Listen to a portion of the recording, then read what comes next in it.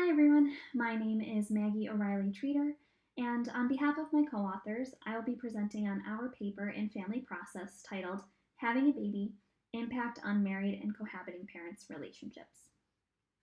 So to give you a brief background, we know that for the average married couple, having a baby can present challenges to the romantic relationship. We tend to see things like increases in negative communication and conflict, as well as declines in relationship satisfaction and commitment.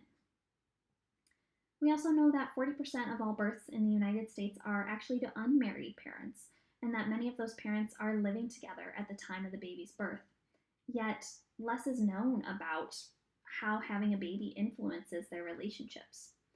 And so, what this paper does is it describes and contrasts how having a baby influences relationship stability as well as different aspects of relationship quality among both married and unmarried cohabiting parents.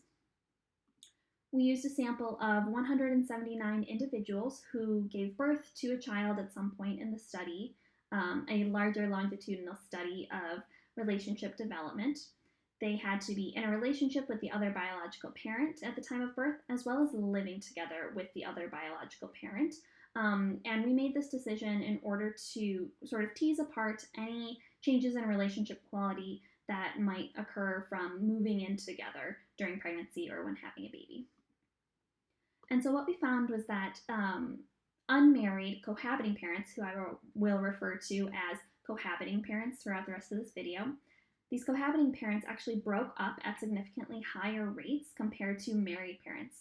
In fact, nearly a quarter of the cohabiting parents broke up compared to only 2% of married parents. So regarding negative communication, we actually saw that marital status did not play a significant role in changes in negative communication. Everyone, regardless of if they were married or not, showed steady increases in negative communication after having a baby.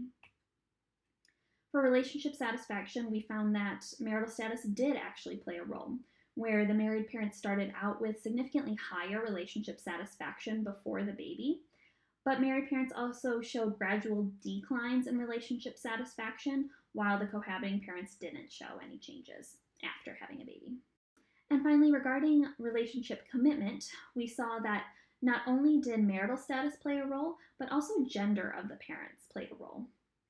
So we found that both married and cohabiting men didn't really show significant changes in their commitment to the relationship across the transition to having a baby. However, both married and cohabiting women did show changes in their commitment, but the trajectory of those changes was slightly different. So married women showed gradual declines in their commitment after having a baby, whereas the cohabiting women showed a sudden drop in commitment at the birth that kind of leveled out after having a baby. And so then what does this mean? What can we use this information for? Well, first, now we just have a more nuanced picture of how relationship quality changes when having a baby. And so what we're seeing is that regardless of marital status, changes do happen in relationship quality. And therefore, everyone, regardless of if they're married or not, really could benefit from relationship interventions or prevention programs, either during pregnancy or before pregnancy, to really help strengthen relationships in different ways.